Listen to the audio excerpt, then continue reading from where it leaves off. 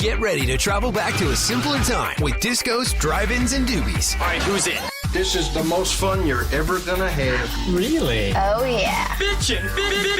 You are a bitch. I don't know why they don't just put record players in cars. You're not burning cheap gas in that car, are you? You are both so stupid! Be free and shake it around. That 70s Show, weekdays on Pop, with back-to-back episodes at 4/3 Central. I have the biggest hands in the world.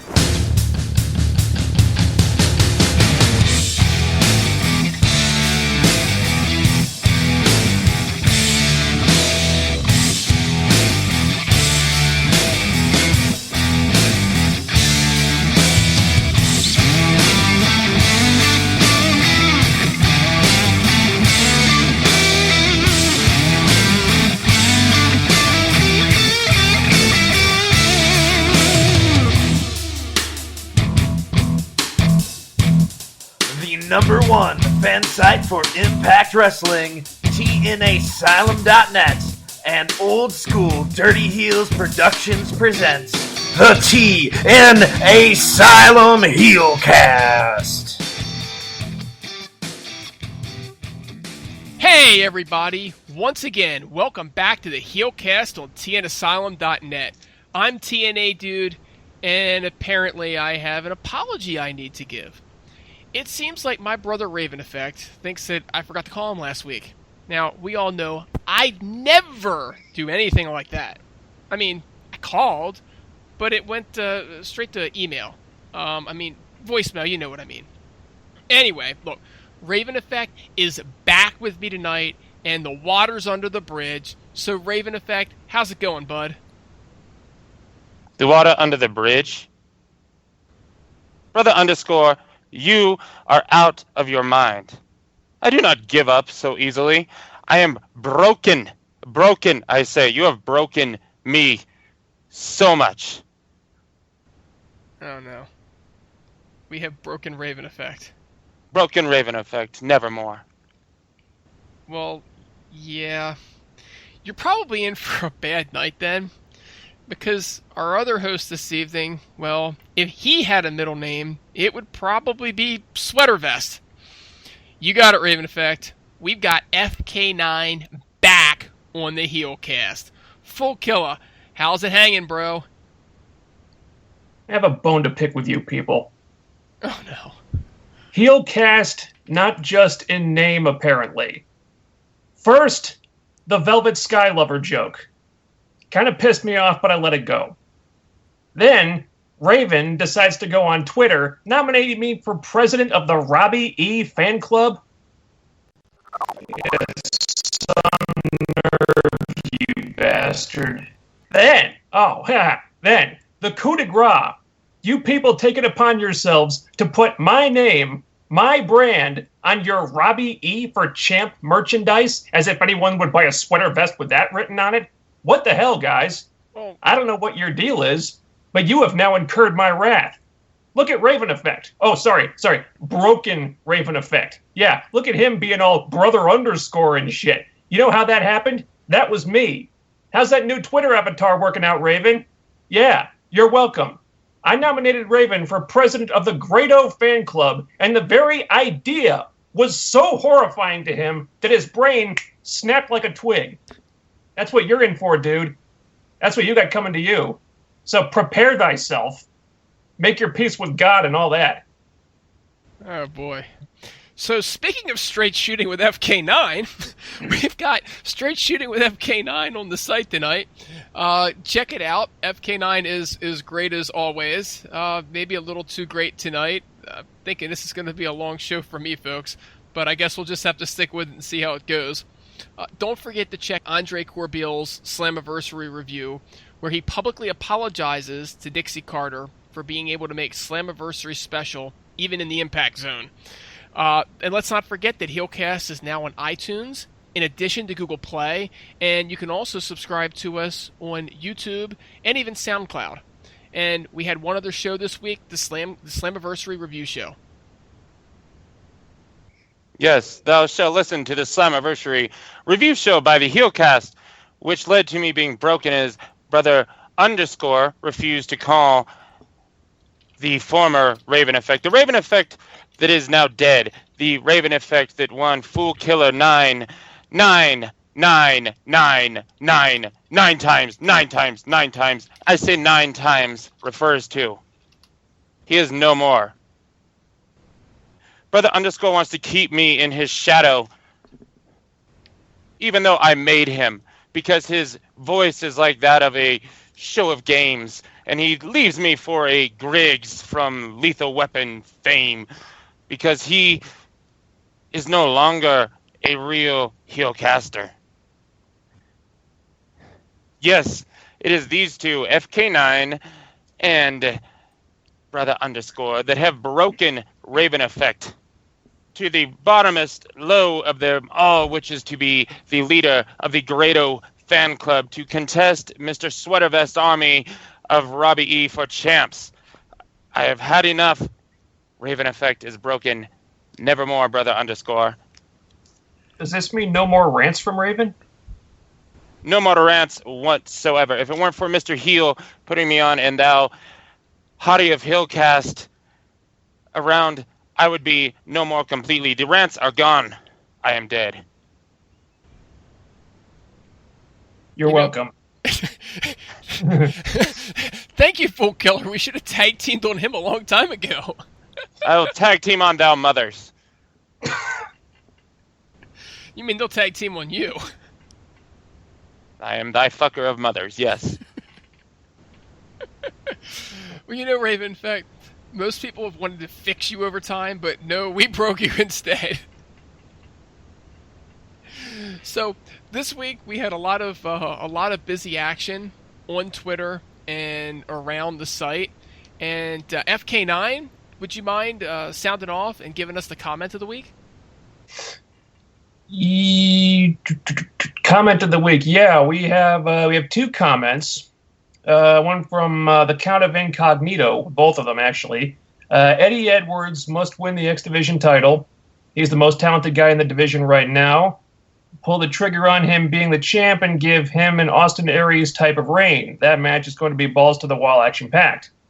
Also, he had to say, you slap Arn Anderson's face on those panties, you'd better get a waiver for those box springs, or all the box springs, rather, that will be punished by the spine busters. Move by Arn Anderson right there. Beautiful. But you cannot trust Anderson of Arn. Not once. He is a bitch of a son. That's right, Arn, I am calling you out. Broken Effect of Raven Nevermore. Shouldn't you be referring to Arn by his middle name? Maybe we'll What? call him Brother Not Spinebuster. trustworthy? I have seen the groupies of one AA, Arn Anderson, and the distant family members asking for money of the AA Arn Anderson. I do not want to refer to him, nor do I trust this Arn you speak of. You son of a bitch, Arn. I am calling you out. This is going to be a long podcast. It's going to be a really long podcast. I don't want to fucking do this anymore. We're gonna have to drop the broken one pretty soon here. So FK9, is there a special tweet of the week? Yes, there is. Hashtag broken Matt Hardy. I just heard someone bill AJ Styles as a phenomenon from PWG, ROH, and New Japan. I think he was in Impact Wrestling for 12 years also. Oh yeah, that company. That's right. That's right. And we also had some really cool sound off responses. And I'm going to take the sound off responses. Our buddy, 1%er, who says, Storm versus Magnus from last year, but it's somehow the only Slammiversary our buddy 1%er seen. But let's make light of him by calling it the main event again. Now, I got to say something, folks. Let's not forget that 1%er called the main event. Take that, Aiden O'Shea. You can't see a good business idea, and you can't call main event too. So, you know what? 1%er, you got it, buddy. Here's your shout-out on the HeelCast for being right. You got the crap kicked out of you last week in the sound-off responses, but you got the last laugh, my friend.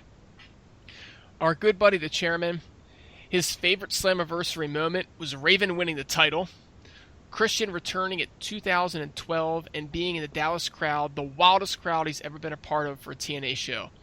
Also said that Bad Influence versus AJ and Angle was a classic. So, Mr. FK9, you've got anything from Twitter? From Ryan Olivier, I hope I'm pronouncing that right.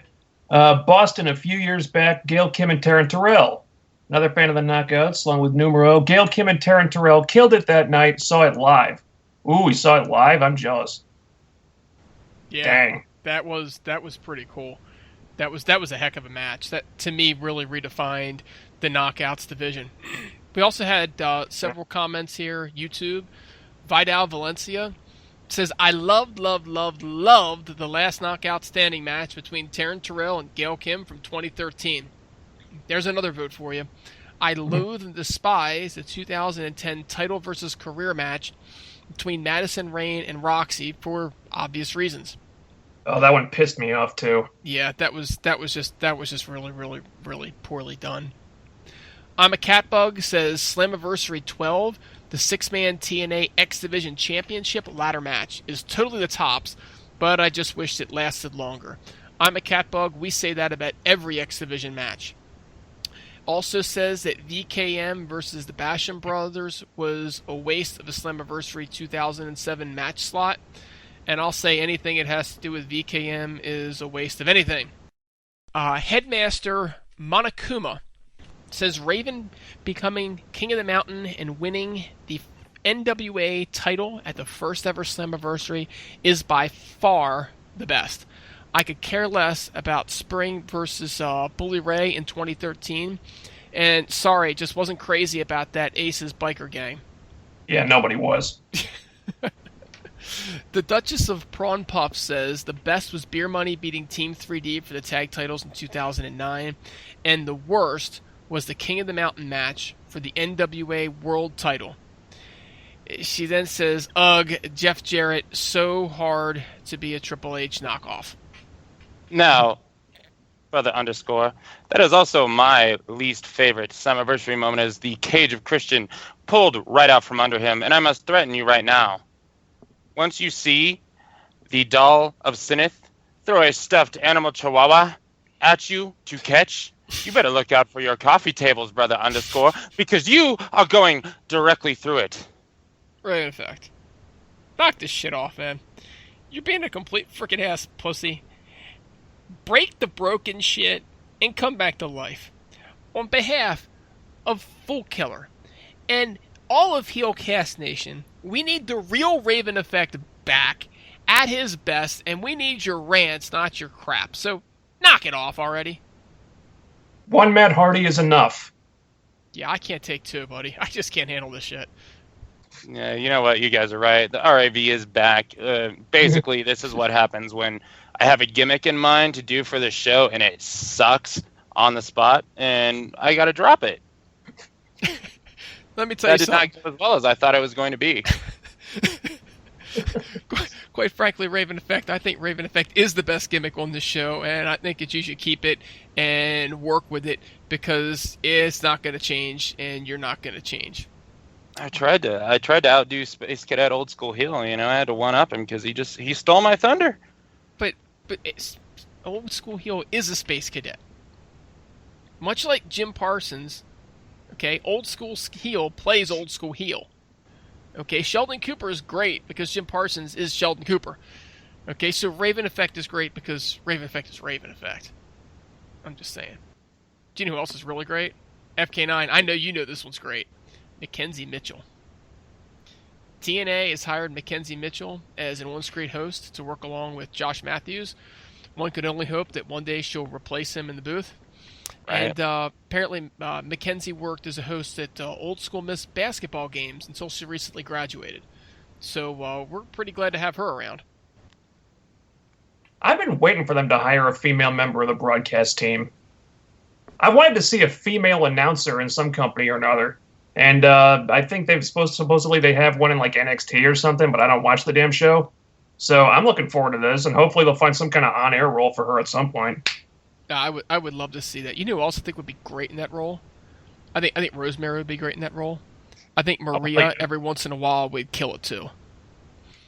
Just, TNA, if you're listening, there are two girls that I think would actually do great alongside of Pope. I say throw Allie in there. Allie's great too. Allie with that voice. I can listen to her voice all night.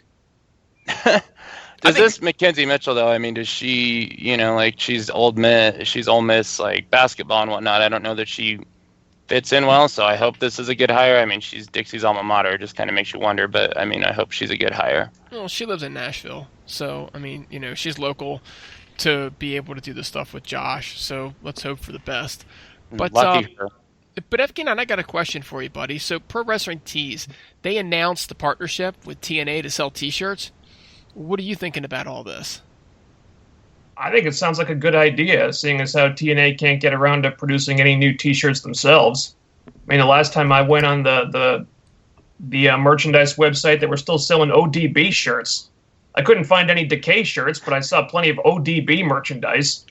Even though she left the company years ago. But yeah, I think a lot of wrestlers sell their merch over Pro Wrestling Tees anyway. So it seems like a good idea. They'll probably charge like a fee or something, but I guess TNA will save money on not having to produce the things themselves. So it seems like it should work out. At least we get some new merch out of it. Yeah, that EC3 shirt that he's been wearing on TV at Slammiversary in the past Impact this past week, call it Tuesday or Wednesday. I mean, that's straight out of Pro Wrestling Tees. It's good to see that they can actually take that stuff and put it on television. And I mean, apparently the stuff with James Storm was that he was gonna, when he came back in January, that was part of his contract, that he'd get the incentive to get merchandise sales. But I mean, they put out one Beer Money shirt and that's it. And basically, unless you wear a size extra medium, you can't even get it on shoptna.com right now. So yeah, it's a good thing. Definitely, that's where you can get DK merchandise and Aiden O'Shea merchandise and others. So is Pro Wrestling Tees actually making new T-shirts or just selling existing T-shirts? That's my first question. I think they always have new T-shirts and stuff coming in, because from what I understand, it's like the wrestlers get a cut of it, and it's kind of the wrestlers' designs and right. So I'm saying, who's designing the T-shirts? That's I have no idea. Yeah, so I'm worried. I assume the wrestlers are, but. So I'm worried that TNA still has to design them. And then the other question that I have out of all this is, TNA just moved into the warehouse that now doesn't have any need to have anything in it because everything's coming from Pro Wrestling Tees, right? The other thing that bothers me about this a little bit is the wrestlers themselves. They make money off their merchandise. So you'll see them promoting the merchandise, and now you go to Pro Wrestling Tees to buy their merch, and you're going to have TNA tees right alongside of it. And so it kind of bothers me that they're maybe moving into the wrestler's domain. Just something to think about there if you're looking at it from the talent perspective. Now, the big news, of course, this week is all around ownership of the company. And we know that Billy Corgan is now either a minority owner or he's on his way to becoming it. But basically, it would be a matter of signing the paperwork. We don't know what percentage he's going to own yet, but it does look like Dixie's going to maintain majority ownership. So, Raven Effect, this story's been going on for a long time. You and I have been bouncing this thing around. What's your initial take on it being Billy Corgan? I guess I've wondered why Billy didn't invest or become an investor when the story first broke. So, it's a little bit odd there that it's just now happening, but, I mean, good. I'm glad that there's an investor. You would assume Billy Corgan would be one of, hopefully, a couple of investors, but, the majority stuff, I don't know that I want to touch that issue. I'm not a business person myself. I don't know the ramifications. We don't know the percentage. I hope Billy Corgan maybe gets a little bit more say, I guess, more creative control, more say in the matter, because, he's the guy behind DK forming, at least from what we've been told. But that's just, I hope Corgan gets a little bit more of a say and pull and push, and hopefully, Aiden O'Shea and Marche Rocket are guys from his promotion. Hopefully we'll see them soon. A while back when there were rumors that the company was for sale, or something. Whether there was any truth to that, who knows? But one of the rumors was that Billy Corgan was interested in buying the company, and it didn't sound like a terrible idea because the guy, he's a fan, he knows the business and whatnot, and now that he's going to be at least a part owner, it's probably best case scenario in my opinion. We've seen what he does. You've seen that he has the company's best interest at heart, and he wasn't interested in just selling them off to WWE or whatever. We've seen that he's intelligent. He has good ideas. Decay was his brainchild, or at least partly. I mean, I think pretty sure he's been producing their segments. So if Billy Corgan is going to have more of a say in creative, more of a say in the business side of things, it sounds like a good idea to me. It is a good idea, FK9. But I heard what you said earlier. So here's the thing. When Billy Corgan was announced, you're looking at a guy who, if he never worked another day in his life, he could keep buying those cheap suits and he's not run out of money. He's got residual money coming in from his records. He's got money in the bank. He's not looking for a job, folks. He's just not. So he's coming in with a purpose, and his purpose is one of two things. Either he's considering purchasing into the company, right? Or he wants to learn enough about the business to become a competitor to the company. Now, Dixie Carter is not going to have him becoming a competitor to the company. So they had to have talked and decided and filled out a role for him and discussed him becoming an owner, right, of the company at some level. So now you're Billy Corgan, and there's all these rumors of the company being for sale, but you're on the inside. And when you're on the inside, you know what's going on, and you know the actual problems the company's facing. And you're trusted, so they give you all the information. Information they're not going to give Aero Luge or investor X, Y, or Z. Now you have the opportunity to do two things. First of all, to see how this partnership with Dixie Carter might work, and to establish a good working relationship ahead of your investment. But you've also got the opportunity to figure out what deal you can structure that works best for everybody else. And when you do a deal, the idea is that you want everybody to win, but you also want everybody to feel like they maybe left a little on the table. Those deals are done best when you have trust. Billy has trust. So now things come down to the end game, and Dixie's got her back up against the wall. Billy can come in with a better deal than somebody else can because he better knows what she wants and what she needs. So as far as it coming down to the 11th hour, not really surprised. As far as it being Billy Corgan, I've been saying all along, it's going to wind up being Billy Corgan, simply because when it comes to the 11th hour, Billy's going to be sitting there with the right deal. Now, FK9, that brings us to the other story, which is the 11th hour, that apparently TNA's CFO said on Tuesday morning that the company came close to folding and was almost unable to put Slammiversary on because they owed 6 months worth of fees to Aero Luge. And that's the debt that Billy Corgan paid.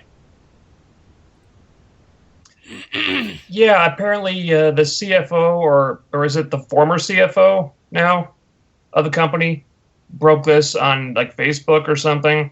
They owed like a lot of back payments to Aero Luge or Luge, Lux, whatever. And the show, Slammiversary almost didn't happen. The Impact tapings almost didn't happen.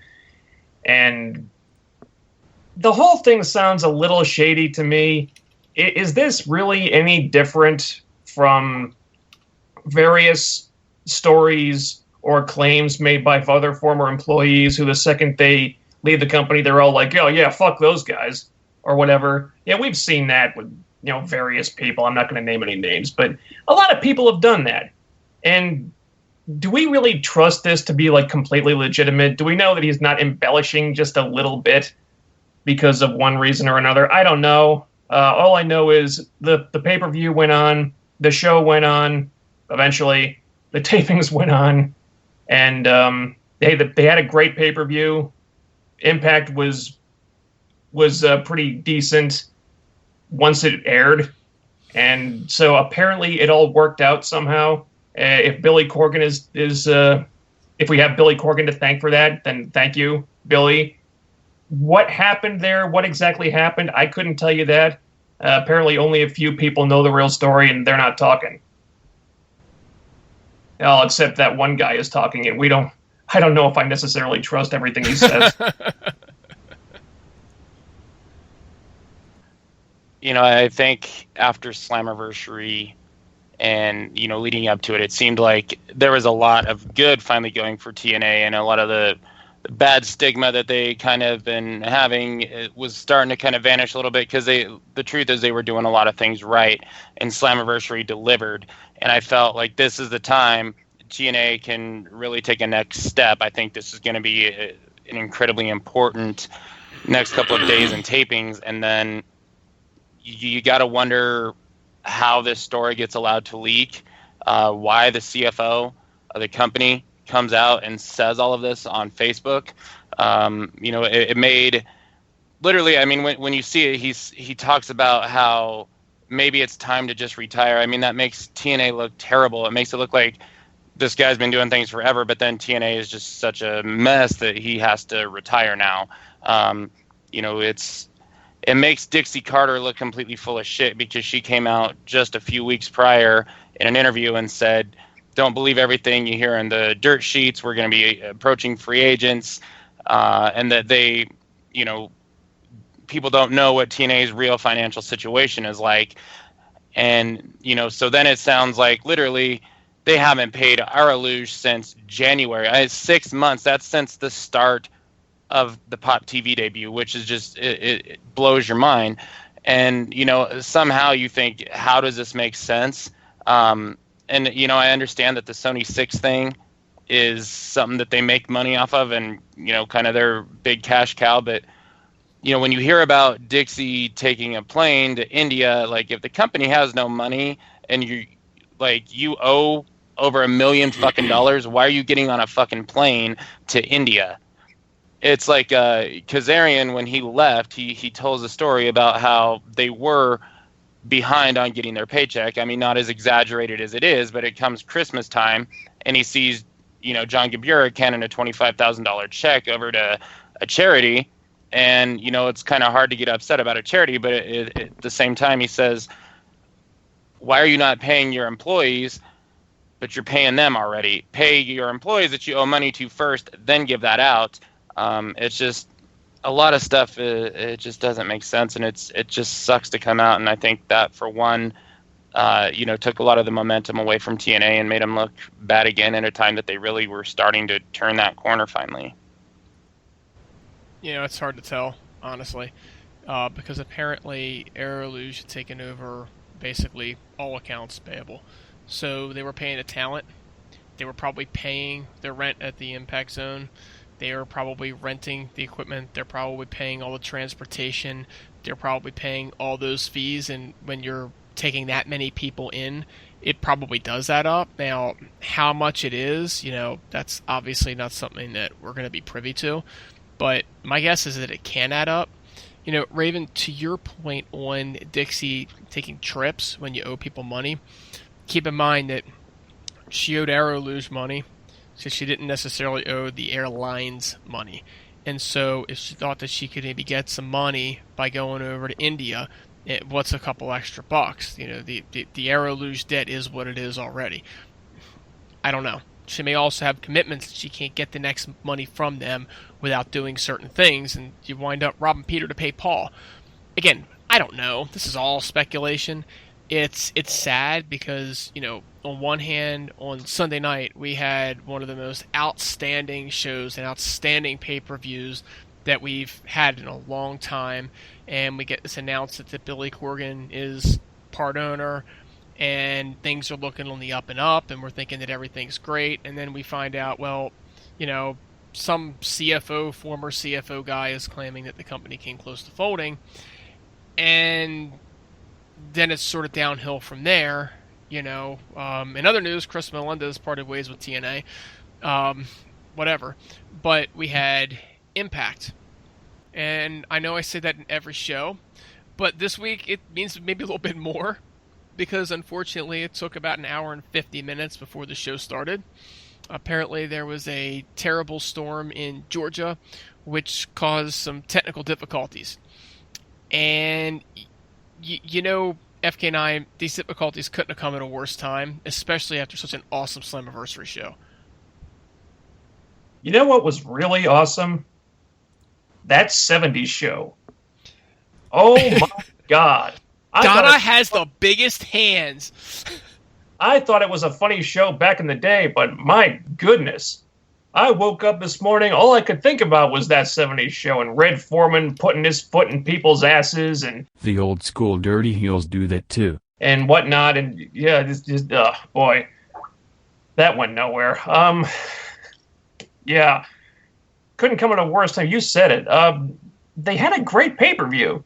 Suddenly it's like one step forward, one step back. Then the CFO says and all this stuff, and then we have this live Impact, which they hardly ever get a chance to do, and then suddenly, of all times, there's some kind of storm over at Pop TV headquarters, and then it's 2 hours of that 70s show commercials where Impact should be, and, well, give them credit, at least they managed to put an Impact commercial in there, in that endless loop, which is probably more advertising than Impact gets normally.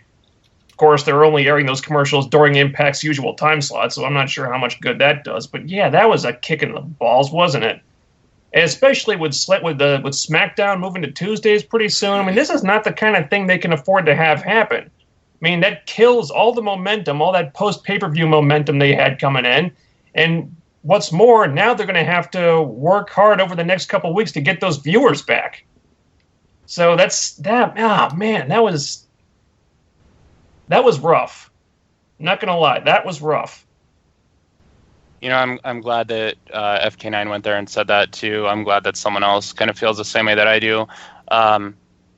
Like, for one, I didn't think it was possible, but Pop TV made me actually hate both TNA and that 70s show, like, within a matter of hours. But I didn't realize this, but pro wrestling is like ballet with violence. And that was beaten into my head multiple times. I don't know if anyone else saw the tweet that came out there that was hilarious. It said, "Pray for Eddie." And it said Eddie Edwards has been leg dropped over 300 times in the past 2 hours. Ha ha ha ha ha ha ha ha ha ha. But that was probably the highlight of everything. So I hate to say this. I think literally this is one of the, like, most devastating things that has happened to TNA. I think this literally just fucking... I'm using a poor choice of words, but, like, it killed TNA there. I don't think that the company's folding and they're over with, but this just destroyed every bit of momentum that they had, and they had a lot of momentum just ruined. Like, they came off of Slammiversary, things were going good. Like, they legitimately had turned a corner. The product had been great. The pay-per-view was fucking great. And then the CFO story, and then this. With that momentum, you expect, especially with a live show or semi-live show, that you're going to get new viewers to watch TNA, or at least to tune in and see, like, hey, is this what they're saying? And this happens. And, of course, it's TNA, and unfortunately, TNA will take the blame for any and everything that they can. And so, a lot of people are on there fucking blaming TNA and Dixie like it's their fault, but it's not. Pop TV admitted that it was on their end. But I'm sure the jokes of this is what happens when you don't pay your employees, Dixie, are still running rampant. And it's just, even to other people, it's like, okay, how second rate of a TV network is Pop TV to have this happen? For it to go on for an hour and 50 minutes, it was just unreal. Credit to all of us that stuck around and tried to watch it. I turned it on in my bedroom TV, turned it on Pop TV, and just kind of glanced in there to see when Impact would start so I could watch something else, because literally I was so damn annoyed with what was going on. But it just legitimately, I think it sucked every ounce of momentum out of TNA that they had, and it's awful because Impact was fucking good again. Like, it was a good show. So, Raven Effect, my question for you here is, what were the ratings for that particular show? I guess overall, between the 2 days, I saw something like 320-something thousand, I think. A pretty decent drop-off. What was the first day? They got like 200,000, which that shows a lot, determination from the loyal TNA fans. But so let me put this into perspective for you, okay? Because I'm gonna flip to the glass is half full for a second, and then I'm gonna empty it on the other side. But for the moment anyway, there were 210,000 people, right, that like Impact so much and enjoyed Slammiversary so much that they were listening. They were willing to listen to Donna Pinciotti talk about the size of her hands, and Eric Foreman to talk about how wonderful of a girlfriend that Donna is for not wearing a bra for damn near 2 hours. 210,000 diehard Impact Wrestling fans. Now, give you an idea, that was down 36% from last week's show. Guess what, Raven? Last week's show did 326,000 viewers. Add them together, and you kind of wound up at about the same spot. Now, is that a good thing, or is that a bad thing? Well, WWE diehards are going to tell you that people were just as interested in watching Donna Pinciotti talk about her hands as they are watching Impact, and that she was a true draw. It was absolutely devastating from a momentum perspective, but I personally want to thank all of HeelCast Nation and all of the Impact fans for sticking with the show, because 2 out of every 3 of us actually stuck with it. A lot of people on Twitter were being dicks about that situation the day after, though. That really got on my nerves. It's like, yeah, I made a bunch of that 70s show jokes during Impact myself, but I draw the line into being mean-spirited. Why kick somebody when they're down? Just makes no sense to me. We did have a show, and we are talking about Bobby Lashley. So we now have a Lashley, Galloway, and EC3 set up here. And it looks like, FK9, it looks like they're really trying to put these 3 together and kind of group them at the top for the next few weeks. I continue to be incredibly impressed with how much better Lashley has gotten on the mic. That took a long time. I mean, time was, I wouldn't want this guy anywhere near a talking segment, but I finally feel like he's doing a good job on the microphone. And you put him in a segment with EC3, and I'm feeling like, hey, Lashley is actually carrying himself here. He's doing pretty good. That says a lot. I wasn't crazy about Drew Galloway's part in all of this. It kind of seems like he's stuck. Maybe he needs somebody writing his promos for him. I don't know if that's happening or not. But it seems like he's just speaking really generic stuff. I think this was a problem with his title reign, too, a little bit. You beat me, but you didn't break me. It's just stuff anybody could say, really. I want to start hearing the promos that only Drew Galloway could come up with. And I don't feel like we're getting that yet. We didn't get it here. But if they're going to have these 3 guys feud over the world title, that sounds like good news to me. It kind of seems to me like they're setting up EC3 and Lashley for the world title at Bound for Glory. I think they've been teasing that for a little while now. I'm not sure what part Galloway is going to play in that. If it were up to me, I'd probably have him be removed from it and kind of use that as ammunition to turn him heel at some point. But I think EC3 Lashley is what they're moving towards, and I'm excited for it. Yeah, Bobby Lashley is legitimately the real deal. He's a total package. He's came into his own as a talker. He's legitimate. Navy SEALs, MMA fighter. Good record in Bellator. It's crazy. I used to be very down, and I know TNA Dude was one guy that was also down on Bobby Lashley winning the World Heavyweight title when they very first put the belt on him because he sucked at MMA. But the thing is, Bobby Lashley never had a training camp in MMA prior to Bellator, which just, for those of you that don't understand MMA or pay that much attention, like, that is insane to not have any kind of training camp. Like, Brock Lesnar had a fucking training camp even. I mean, not a good one, clearly, but he had one. Like, Lashley has improved at literally everything. He's the most legitimate guy in the company in that regard, I guess. But as far as Bound for Glory, him and EC3, it's a match I do not want to see at Bound for Glory because we've seen this match 5-6 times already. So it just seems like a WWE kind of thing to do where it's, the constant rematches. I'm totally fine with seeing it here in a couple weeks or a couple months even, but I just don't want it to headline Bound for Glory. I'm going to have to agree with you on what you said about me. I was totally down on Lashley becoming the world champion the first time. I didn't think he was that good in MMA, and I thought he sucked on the mic. And I didn't think he was that legit in the ring either, actually. And, he's all three of those things now. He's actually great in MMA. He has improved immensely, and I follow him in MMA and had followed him, which is why I knew. He's also able to talk now, and the matches that he's been putting on are outstanding. Now, talking about a guy that can put on an outstanding match and a guy that can talk, they followed this off with something that I thought was just excellent. The King of the Mountain Championship, Eli Drake, and you've got Jeff Hardy. And guys, I gotta tell you, I love the way Eli Drake carries the belt to the ring. I love his swagger, and I'm gonna have to tell you, because I've said on this podcast at least once, probably more than once, that I could not stand his music. I thought it was some of the worst I'd ever heard. Starting to work for me a little bit. I'm not sure that they've changed it either, but for some reason it's starting to work for me. There were some pretty decent spots in this match while it lasted. I thought that the clothesline on the outside from Drake damn near took Jeff's head off. The whisper in the wind, guys, that was just absolutely outstanding. The part that got me, FK9, was the fact that Jeff's got the title won, but then Matt bites Earl Hebner's hand. Alrighty then. Oh boy. First of all, I think there should be a rule that the King of the Mountain champion should cut every promo from the top of a mountain, like Eli Drake did in that video. I love that thing. Anyway.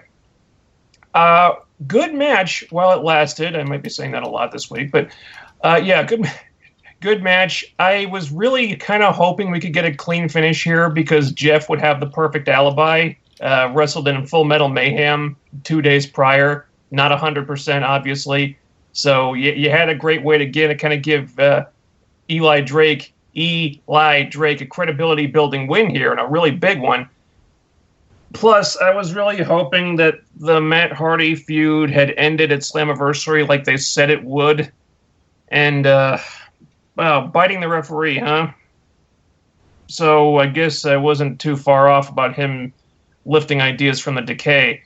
They haven't bitten the referee yet, but Rosemary does like to bite people. We've seen that before. Why is this feud still going on?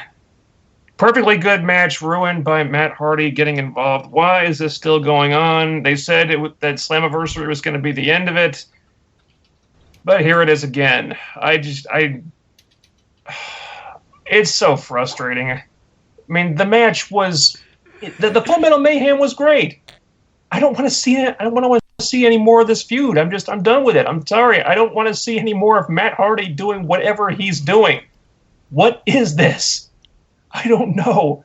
I don't have an answer. I just want it to stop. Speaking of things that won't stop, we will let the world know about your fanhood of Robbie E. Jeff Hardy and Eli Drake was a really good match for what it was given. Also, I think probably point out most of you who had to record Impact on your DVR because you had something else to do or watching something else at work, whatever. This is about the time that you lost Impact for the entire event, and then it cut off. So sorry to all of you who had to deal with that, but this was a really good match, and I think like the King of the Mountain title is looking a lot more important, which is I still don't like the name. That international title, maybe or maybe not, it may not be used or whatnot, and they're going to stick with this belt. But I do at least like that they're attempting to try and build some prestige with it. You got Jeff Hardy, who always has a good match. Eli Drake showing that he can go in there and hang. The Matt Hardy stuff was just bizarre. I mean, biting Earl's fucking hand. It's odd. I think the reason, like, this Matt Hardy thing it's caught on so much that I think TNA can't really feel like they can go away with it because it's just so ridiculous. And I mean, look at the media attention that it's gotten, or at least social media. It went viral. So, parodies are being made, and I think that's probably why they're sticking with it, because I think they are assuming people are going to tune in to see it. But it's just, God, it's so bizarre, and I wouldn't mind this feud coming to an end. I don't think this is anywhere close to Matt Hardy's best work as a character. I thought Big Money Matt was better. I thought his ROH character. I thought the Followers of Mattitude was even better than this. But it's just out there. It's so over the top and extreme. I guess it's somewhat entertaining. But then they go on and they have this brawl up top on the stairs, and Rebby takes the fire extinguisher, and the Jeff Hardy spot where he slides down the rail and goes through a table, and it just, how much time do they need to give Matt Hardy every show? Like, this went on for fucking ever. How many bumps does Jeff Hardy need to take? My God. I mean, this guy can't go through one show of a taping without taking some insane bump. And I got all the respect for the world in the guy. He's a freaking amazing. He's just amazing. But, I mean, you talk about having limited time. They might want to put him in the Hall of Fame while he's still alive. Now, Raven, I do have a question for you. I got a lot more to say about this myself. But what the hell kind of accent is that Matt Hardy's putting on? Why would you ask me? I've never spoken in any kind of accent similar to that of broken Matt Hardy's. I have no idea. What he's trying to do. It's so bad. Like, at first it was just awful the way it came off, and now I think it's just kind of like everyone sees how terrible it is. They're just going with it for the fucking hell of it. But let me just explain to everyone out there that may not know, but if you enjoy these horrible Matt and Jeff Hardy segments, there's this thing called Lucha Underground where they actually do this nonstop every show. Is like a bunch of they're actually worse than that Matt and Jeff Hardy viral video. That's all Lucha Underground is. It's just some terrible videos and then some matches. And there's also more, there's sacrifices to the gods and people coming back from the dead and killing fools off. It's just, yeah. So there's that, everyone. Full killer? Yeah.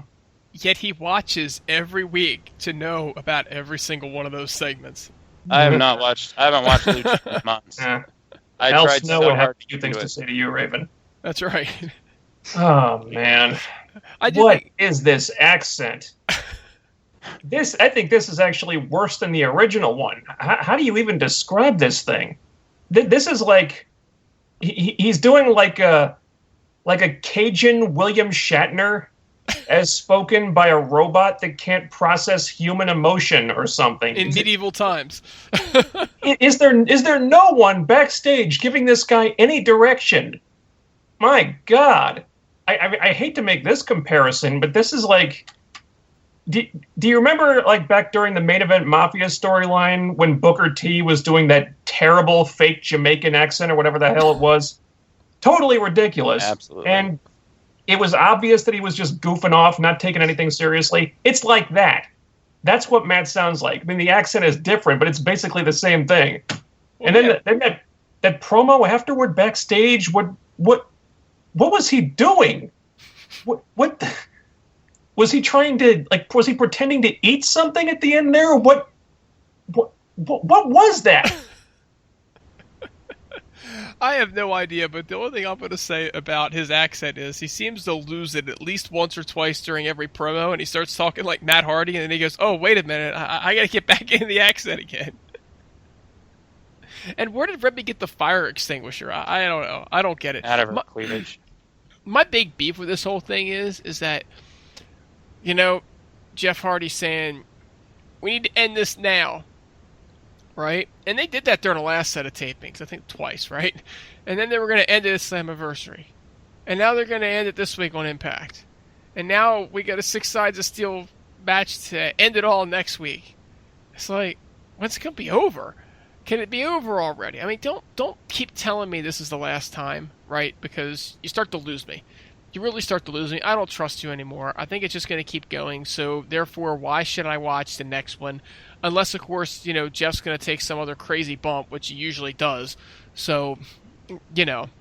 But let's talk about a match that we haven't gotten to see much of, and that would be, you know, X Division match. We had an excellent match with Eddie Edwards and Trevor Lee for the X Division title.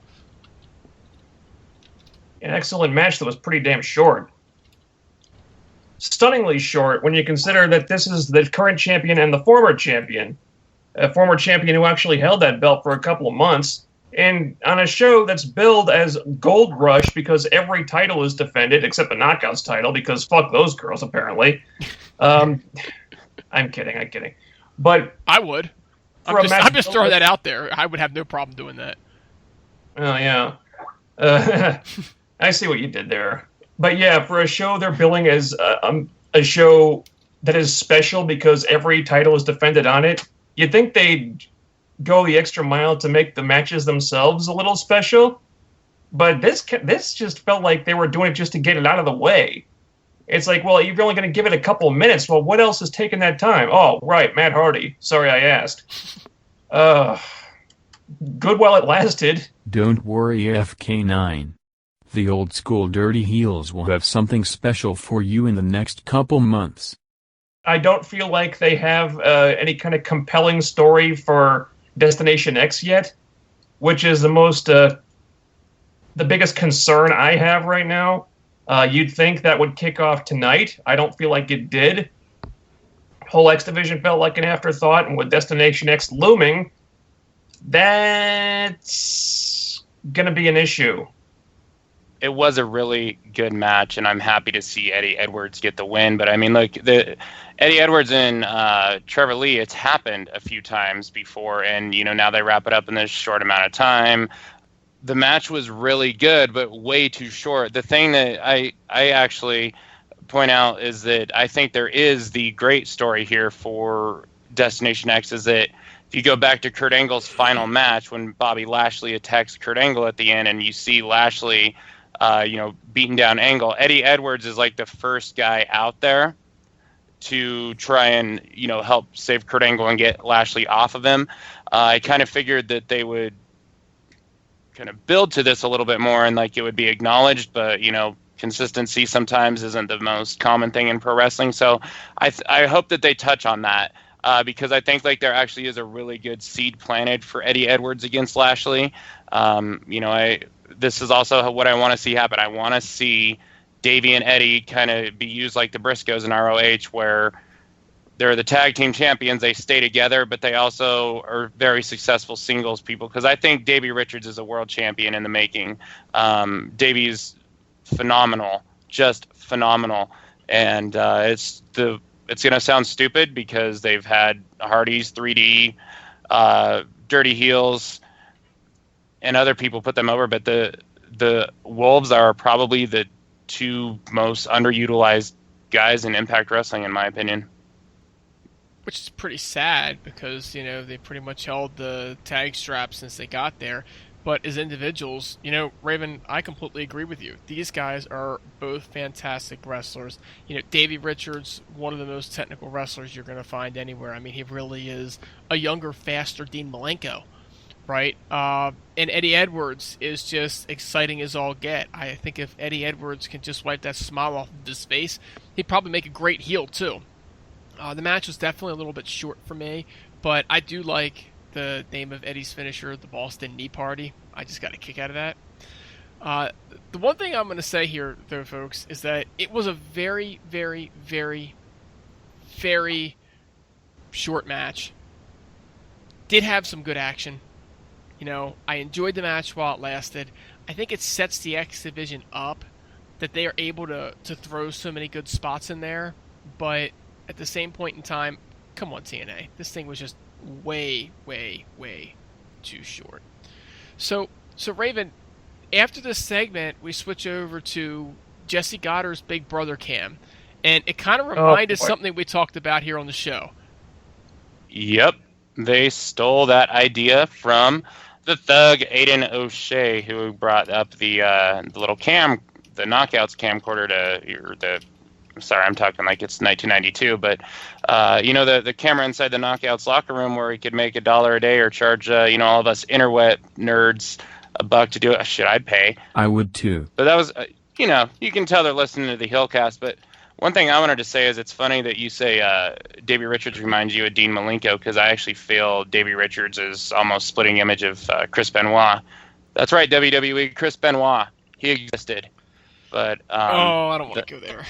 Sorry. No, I'm just sorry. no, I'm I'm not making that comparison, man. I'm not making that comparison. Well, I'm talking in the ring. I'm not saying as a human being. Like, clearly, Davey's a better human being than that. But I mean, as a wrestler, technical wrestler, he reminds me of Chris Benoit. But yeah, they stole from Aiden O'Shea's idea, and it was pretty nice seeing Raquel.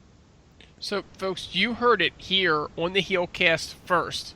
Okay, we broke the story. They changed the name and called it Big Brother Camp. But you know what? We've given Aiden O'Shea some crap for his 1%er stuff. Let's give the man some credit. He does know a creative idea when he sees one.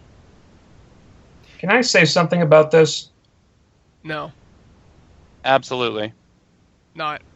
Okay, you've got the bromance who have, I don't know, hacked into this like security cameras, or they're using this Big Brother thing. I don't know. I don't know what that's about. But apparently there are security cameras all over the building, even in the women's dressing room. And now Robbie and Jesse are using this to spy on a woman as she takes her clothes off. Why are we supposed to like them for doing this? This is actually kind of a serious thing. Any other company in the world, they'd be looking at a sexual harassment lawsuit. Why are they supposed to be baby faces for doing this? What's more, why does Jesse think that watching Raquel as she undresses is going to help them become the tag team champions? Can you explain that to me, please? I honestly, this whole thing kind of made me physically ill. So I did not like this at all. They kind of played the whole thing for laughs, and it's like, guys, this is not funny. This is kind of a sex crime here. FK, I can explain both of those things for you. Okay. Me too. First of all, they're going to become tag team champions because after they've seen Raquel undress, they've got 2 additional weapons the other team's not going to have. All right. You stole my thunder. Always do, buddy. The second thing that I'm going to tell you is their faces, because we all got to watch Raquel undress. They're my freaking heroes for that. Are you kidding me?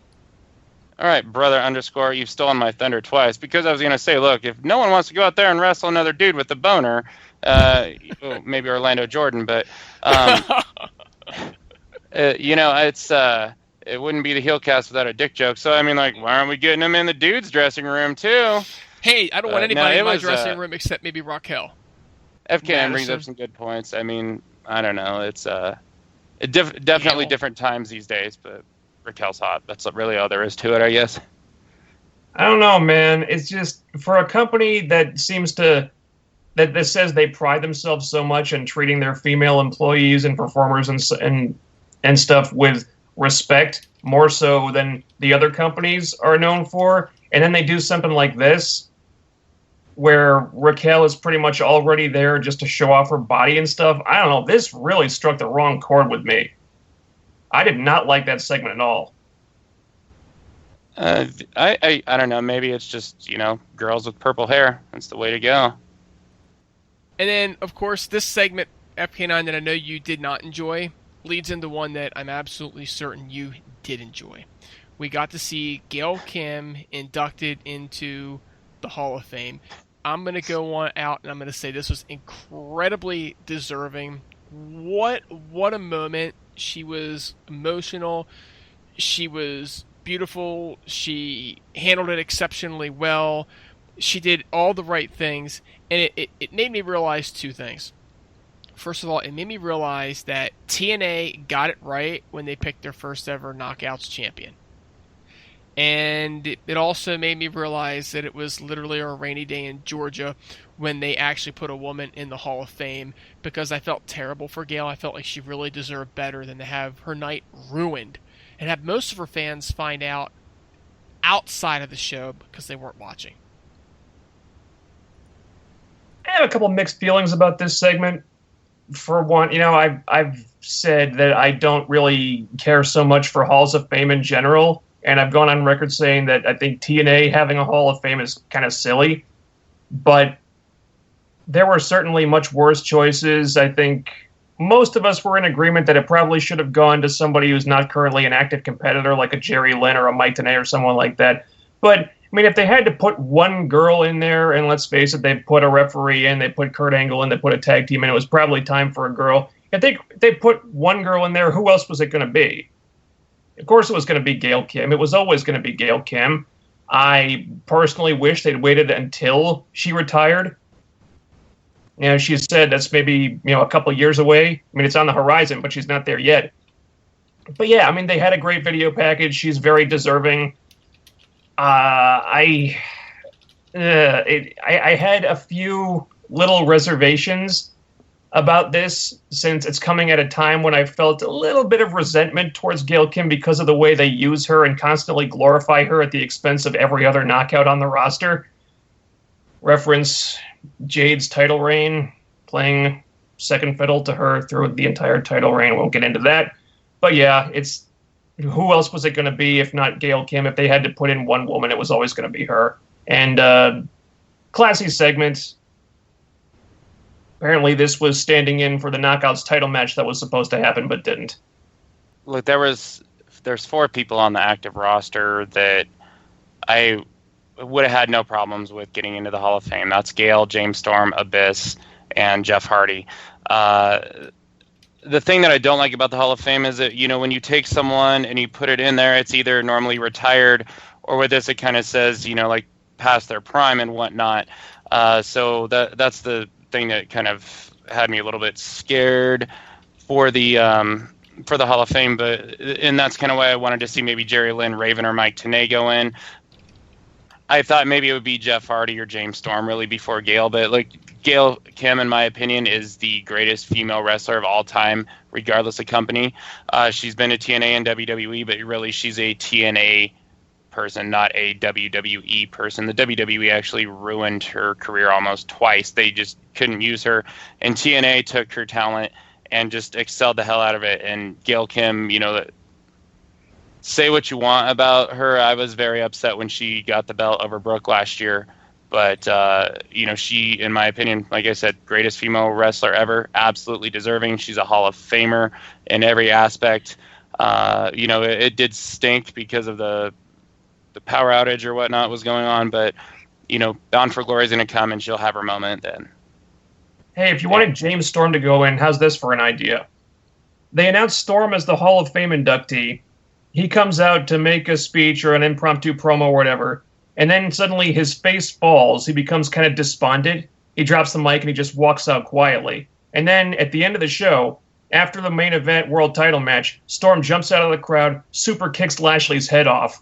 And then next week he comes out, he cuts this fiery promo about how being inducted into the Hall of Fame shows him that there's a period at the end of his career somewhere out there. He's not there yet, but it's lit a fire under him to finally get that real main event world title run that he's wanted his entire career, but he's never really had. I'll take anything that puts the belt on James Storm.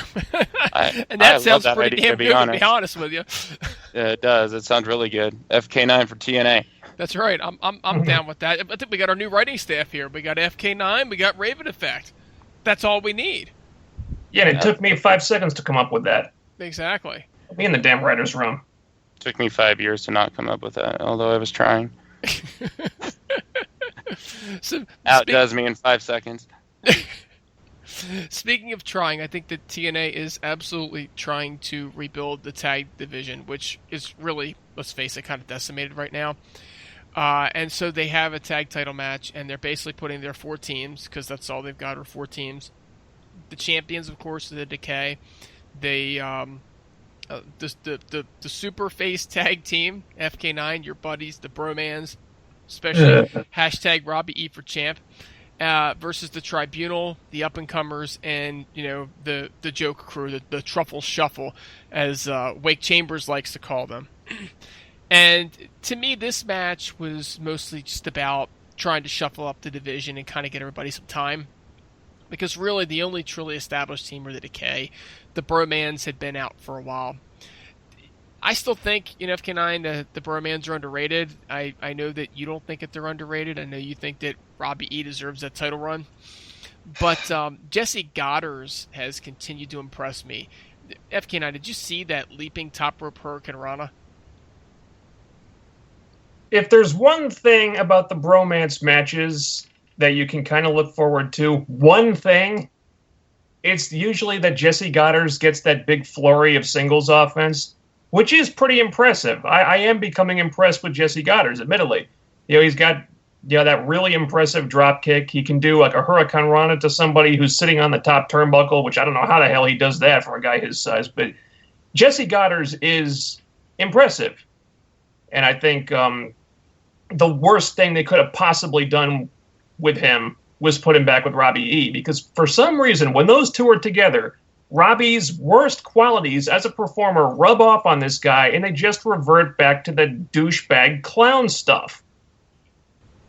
Which I cannot stand. It's never worked for Robbie. It doesn't work for the bromance. The gimmick is a crowd killer. I hate it. I've always hated it. Hated it when they were heels. I don't think it works when they're faces. I don't know why we're supposed to root for them as faces. But they're kind of a necessary evil because the tag team division has been kind of destroyed. Beer money are gone. Wolves are on the shelf. So this is what we have. The bromance as the top babyface tag team, God help us. Tell us how you really feel. Seriously. You are Robbie E's biggest fan. This match, this is more like what I thought they should have done at Slammiversary instead of what we got. Because I didn't feel like there was any reason, any kind of compelling storyline there with Wolves, with Decay, bromance. The bromance were just presented as such goofballs. There was just... You have these two like himbo idiots versus these psychotic people who look like they could probably just eat these guys. That's a feud now? Please. They weren't presented as credible at all. So I figured, better idea, just take every tag team you've got and throw them in there. And that's more like what we got here. I'm not going to say it was an incredible match. I don't know if there's a ton of chemistry between any of these teams, but... For a tag team title defense, this will suffice. I'm not happy about how much the Decay were selling in this match. I think they should be a lot more dominant than they're booked to be. But at least they retain the titles, thank God. With the Gold Rush thing and all the belts on the line, I thought that there may be especially with the live show, I figured there probably is going to be at least one title change, and I thought this would probably be the one if any of them did. I'm glad that the DK retained. I do want to be sure to bring up the fact that at Slammiversary, promo of the night went to Rosemary. Rosemary cuts another great promo. Like, Rosemary is so damn good at everything. She is such a highlight and bright spot to TNA, and just one of the best acquisitions they've made, maybe ever. I think she's one of the top 5 talkers, best promos in the entire industry. Of course she is. She's TNA Dude's sister. That is true. I mean, you guys got the gift of gab in that voice. How about those yellow contacts on Rosemary, too? Those aren't contacts. Those aren't contacts. She got them witch eyes. That's genetic. All the siblings have it. This was...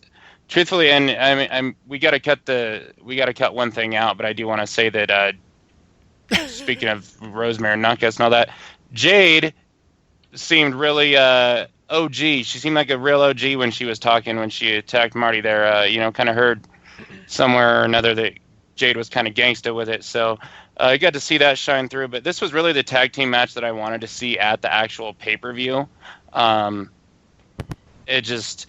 I feel combining these two maybe would have been the better option, although the tag team title match at the pay-per-view surprised me. So this is one thing that I was kind of big on seeing. It was a fun enough match. One thing that I feel like Tyrus and Rockstar Spud are probably the third most credible tag team. I think it's not counting the Wolves. It should go like DK, Bromans, and them. So I kind of think they're getting shafted and left out, and I wish that they would throw those guys in this match. 6 teams on 6 sides, maybe throw Storm and Sutter or someone in there. But it was fun. The right team retained, and then we talk about Jesse Goddard's improvement all the time, and he's great. And I'll say it 100 times over. If they dropped the shenanigans and the shtick and the gimmick, I would love the bromans. One thing that kind of scares me about TNA overall is Jesse really improved that much, or is it just that now he's a face and the agents say, okay, go ahead and do cool moves when you're the heel, you don't do shit. Like, look at Trevor Lee has much better matches on the indies and so forth. I mean, It's really a stupid concept if that is the case, but, Jesse Goddard continues to shine every single time he goes out there anymore. Yeah, and I'm going to kind of disagree with you on the match that I wanted to see at Slammiversary because of that. I think that having Jesse Goddard be able to go out there and do his thing, which would be throw Rosemary out into the crowd, I don't think that happens if you have an additional four folks in that ring. I think it gave the girls a little bit more time. And, you're absolutely right, Raven. Rosemary cuts an awesome promo, and she's on every time she goes out. But I gotta tell you, the promo of the night, as good as hers was, by far, Maria Kanellis. This wasn't the promo of the night, folks. This was the promo of the year. I'm not gonna lie. Unbelievable work by Maria Kanellis in this next segment. I mean, Mike's a star. It's not an opinion. It's just the way it is, And then she just jumps all over and talks about how he's destined to be a superstar. And then, they call out Dixie, but Billy comes out, and she just standing right in their face and telling them the way that it was. And her interaction, the entire promo with Maria and Dixie Carter was just off the charts, and you could tell that Dixie Carter was out of her league with Maria. And part of me just kind of wondered if Maria just wasn't saving this up to really be able to tell the boss to go to hell, because she did it, and she did it in unbelievable fashion. Definitely some worked shoot elements that they put in there, I think. Had to be. Maria did sound like she believed what she was saying. Yeah, I think Dixie was a little bit out of her element there. Great promo by Maria.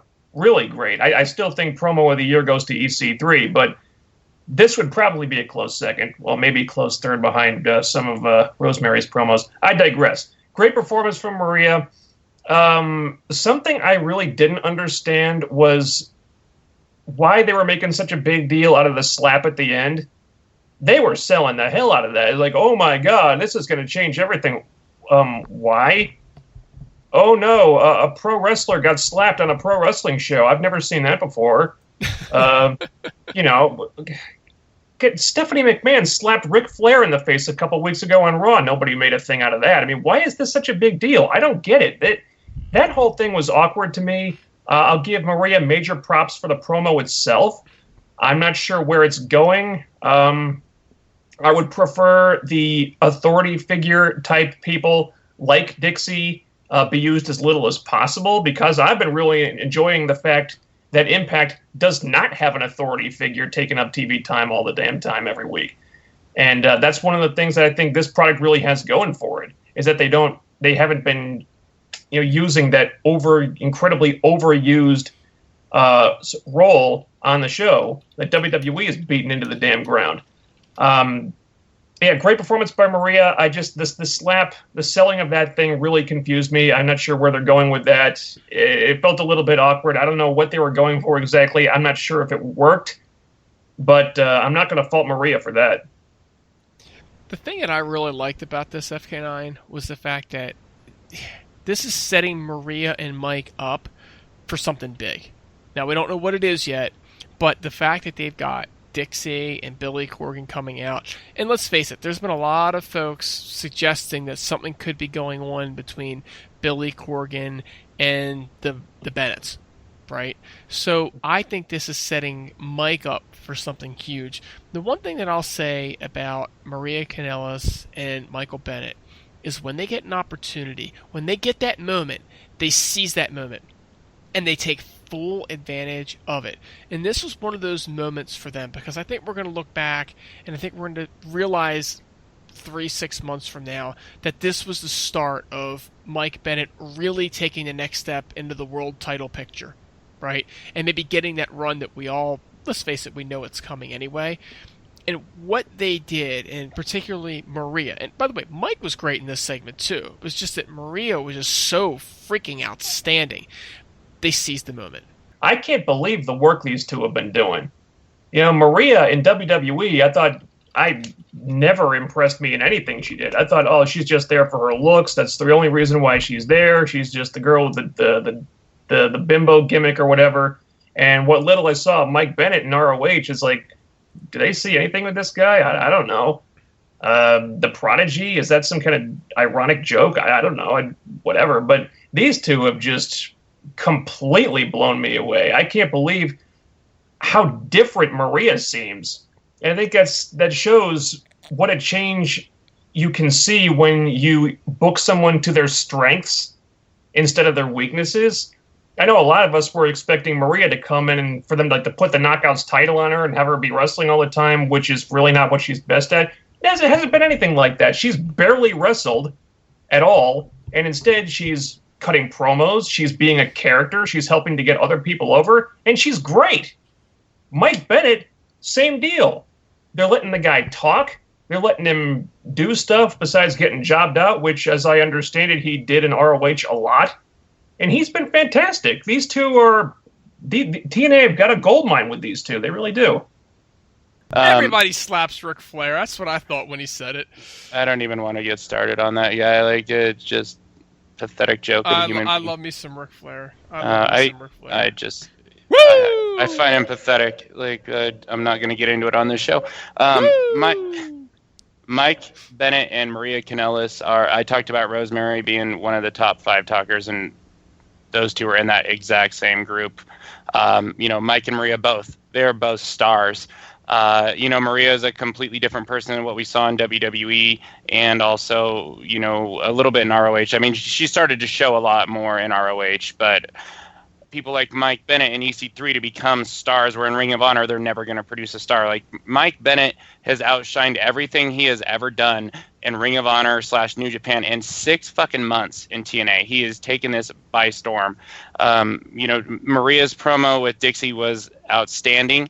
She's just killing it every week. I do not want to see her reign as the leader of the Knockouts end at all, so I hope that's not the route that they're going. But the one thing that bothered me was when Dixie Carter was in the ring and said, you're talking when we could have wrestling on the air, and it's like, this is do you think that we forgot Dixieland? Like, you hogged up all of the fucking TV time for the entire 2014 and barely got any wrestling. So that really rubbed me the wrong way.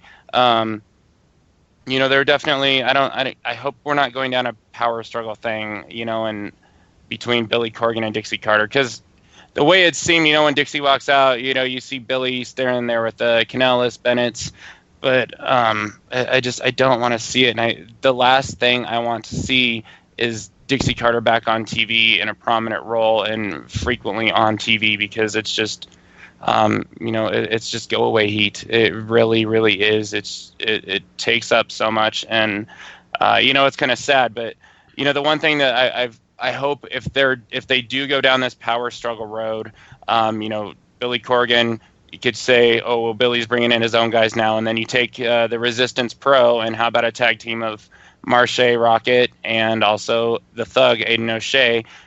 TNA needs tag teams. There's 2 guys that can come in there as a team, that have connection to Billy Corgan in this power struggle thing. So hopefully that can happen, or something along those lines to get them on TV. But I just do not want to see Dixie back prominently, and I do not want to see a power struggle angle. That idea scares the hell out of me too. I mean, if there's one go-to angle that TNA have done way too much of, that's it, along with the invasion angle and gigantic heel factions and whatnot. And if I could just put a quick add-on to the Dixie thing, I thought of something I thought was funny about this promo, was that Dixie criticized Maria for supposedly being a pro wrestler, but she's wrestled 0 times in TNA. Really? Yeah, I caught that. Really? So that ladder match that she won never happened? And that tag match where she pinned the woman that you're inducting into the Hall of Fame, that never happened? Okay, Dixie. Stuff like this is why I don't want Dixie getting a lot of TV time. Oh, man, I missed that part. Jesus. I don't mind these guys having a little bit of TV time every now and again, particularly if they can bring an era of reality into it. But at the same point in time, guys, I want to see it set something else up. And I want to see Mike and Maria be the focus of it, because that's really the talent that needs to be pushed out of this. Dixie and Billy Corgan, they don't need a push. Mike and Maria, they need the push. They need the rub. So as long as Dixie and Billy are going to give the rub where it belongs and not vice versa, and that happened in this show, then I think we're all right. But again, I'm with you guys. I don't want to see it prominently. I want to see matches. I want to see wrestling. I want to see wrestling matches like Bobby Lashley and Drew Galloway in the main event. Now, I wasn't terribly happy with this main event just because I think that Galloway sold he's injured from, that terrible match that they had on Sunday night so much. But I'm thinking, Lashley won, but Lashley didn't beat the crap out of Galloway the whole time. Wasn't Lashley a little bit injured too, Raven?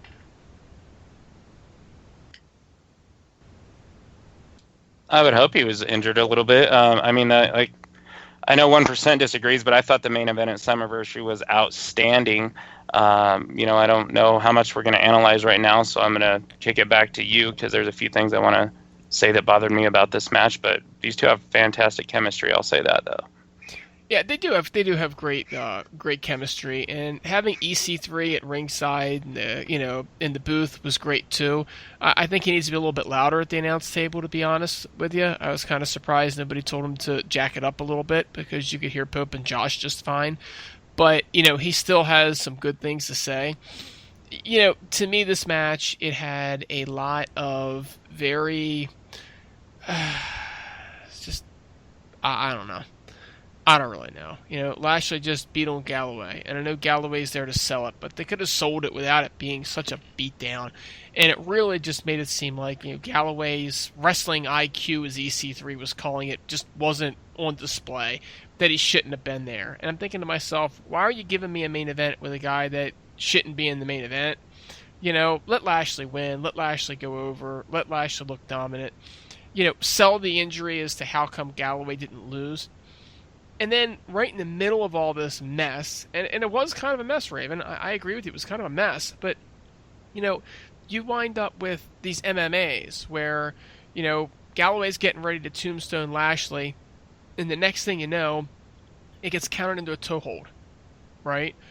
Or Lashley's, taken off the tape. He's going to make the spear hurt more. And he goes for the spear, and he winds up in a Kimura.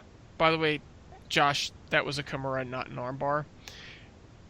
And, you get the counted cross off the second rope. But 90% of the time, Raven, this match was just Galloway laying on the ground and Lashley trying to figure out how he was going to stomp him some more. And that's not must-see TV for me. Yeah, no, it's not. I still think it was like a really good match, to be honest with you. And I legitimately think that this Impact was good. Overall, I thought it kind of started out flat, but then I think it really got to be a good episode. I hate this rematch clause stuff, and this is what bothers me. And the just constant rematches and stuff that happens in pro wrestling is literally,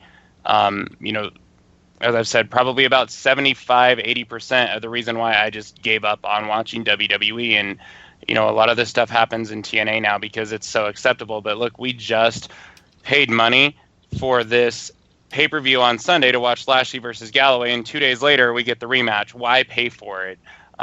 Clearly the matches were a whole lot better at Slammiversary, but still, they did the same shit with Bully Ray and AJ Styles when he wanted it Bound for Glory. It's just, why do this? At least let it wait. The rematch clause has just got to go. The announce table, EC3 joining the guys at the booth, hear that stuff on Nevermore.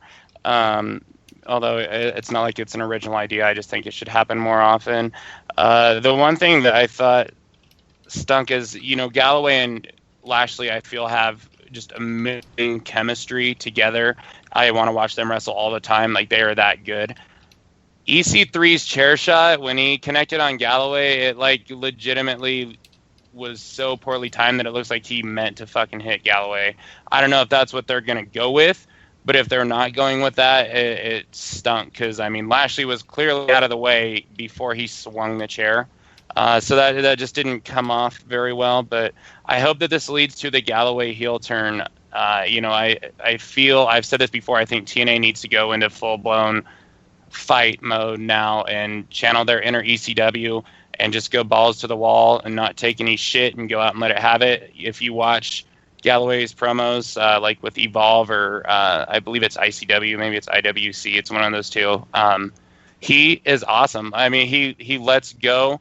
There's one about where he talks about how he is independent wrestling, and the guy drops a lot of F-bombs and stuff like that. But that's something like, go be ballsy, go do that, and just channel your inner ECW and fight and get some buzz going. And I think Galloway will really excel if he becomes the heel that he is on the indies. How many years in a row does this make it when they've given away big matches from the pay-per-view at Slammiversary 2 days later on Impact? Because I know they did it last year. They do it seemingly every year, FK9. Seemingly every friggin' year. Wow.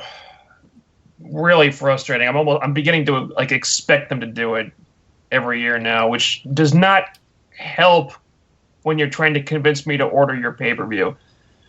Yeah, at least have Galloway sell the injury. Let him take a week off. Do it 2 weeks later instead of the following Tuesday. Do something. It's just it's frustrating to me. As far as the rematch thing, you know what? I like that there's a rematch clause, but at least be consistent with it. Okay, Drew's invoking his rematch clause. All right, great. How come every champion doesn't get a rematch clause? When does Jade get her rematch for the Knockouts title? Oh, all right. Apparently she's not getting one. Okay, why? Beats me, never explained. As far as the match, I liked the match. I love the Celtic Cross thing off the turnbuckle. That's a big guy you're lifting up there, so that's impressive to me. I think the awkwardness with the business at the end was that Lashley just moved out of the way a little too quickly. I agree, it did look really bad, and unfortunately it made EC3 look bad. Wasn't happy about that. I'm down for EC3 Lashley, hopefully at Bound for Glory. I know we've seen it before, but we haven't seen it lately, so it feels a little more fresh to me. And I hope they'll use this as a way to slowly turn Galloway heel, because he's probably going to be better at that, at least character-wise. I liked the main event segment. There were a few awkward moments there at the end, but I liked it for the most part, and it helped kind of salvage this show for me, which I wasn't incredibly high on going in. I just hope we get some wheels in motion here as we head towards Bound for Glory, if that is indeed what they plan to do. And hopefully the next time these two are in the ring together, it'll be a little less awkward. So, folks, that leads us to this week's Sound Off questions. Was Gail Kim the right choice for the TNA Hall of Fame? And, by the way, please share your favorite Gail Kim moments with us and all of the other listeners and viewers. So, folks, well, that's all we have for this week. On behalf of TNAsylum.net, the entire HeelCast, especially executive producer Wake the Snake Chambers, Raven Effect, and FK9, I'm TNA Dude saying have a great week, and we'll see you next time.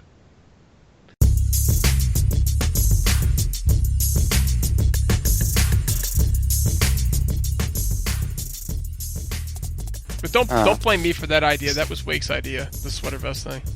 Sure it was, yeah. The sweater vest? Dude, the sweater vest was gold. That shit had Although it was something I would probably come up with. I won't deny that.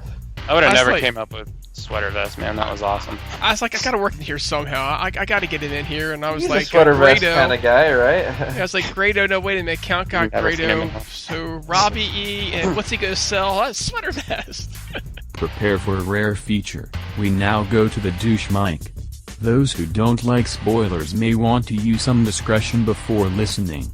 But you get to hear about these guys' love for Grado. So you know, guys, I know that Wake Chambers, he likes to use this last part of the recording for the outtakes. So we can fuck with him a little bit and start talking about the spoilers, because he doesn't listen to the spoilers. So that's cold-blooded, but Mike Bennett wins the X Division Championship. Wake. That's right. And then he subsequently loses it to Eli Drake after Eli Drake takes a beating from DJZ that nobody ever saw coming. And the main event for Destination X is defying all heel logic. It's Lashley versus Bennett versus DJZ versus Joe Mama versus versus Eli Drake and Rosemary in a 6-way fatal 4-way gauntlet battle royal of doom. Ladder match where the winner gets to pull Rebby's breasts out. And there is mayhem full of metal. And there is broken Raven effect, never going this route again. Knockout title match between Maria and Raquel in a bra and panties match. Dude, I would turned into that. lesbian. I don't care. I don't care if it sounds like a good wrestling match or not. That's TV I want to see. Hey. So long as Kratos bra and panty match, I'm good with it. Ugh. He wasn't in the bra and panties match, but remember he was in that greased up male thong. I'm totally fine with seeing it here in a couple weeks or a couple months even, but I just don't want it to headline Bound for Glory. I'm gonna have to agree with you on what you said about May. It was kind of a mess, Raven. I agree with you. It was kind of a mess, but I got all the respect for the world, the guy. He's a freaking amazing. He's just amazing. But talking about a guy that can put on an outstanding match and a guy that can talk,